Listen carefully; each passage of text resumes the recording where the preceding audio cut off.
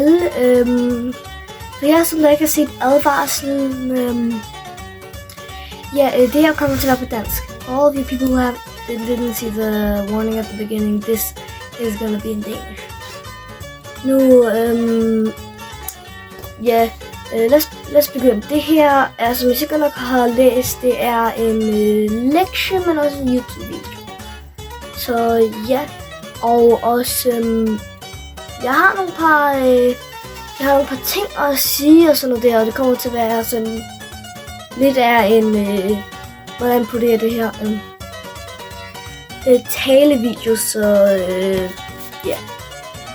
Nu, lad os begynde. Til jul er der mange ting, der jeg gør. Sådan for eksempel at åbne gaverne op på morgen den 24. Ikke den 25. Den 24.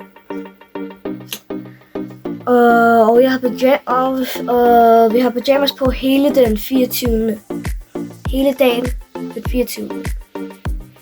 Merry Christmas. Og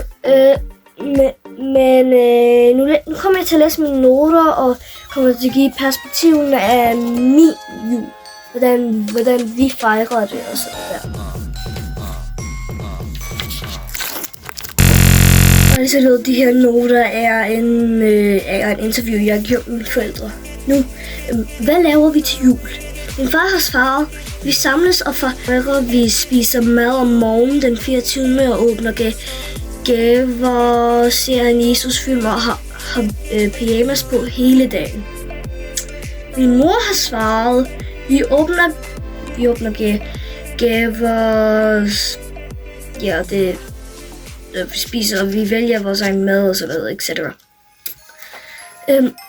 Der var mange ting, jeg læste ikke op det hele. Nu, hvad spiser vi til jul? Min far sagde flødekartofler, sushi, risalamande. Min mor svarede, alle vil vælge hver sin ret. Kaj, lammekølle, hvad nu end det er, man har lyst til at have.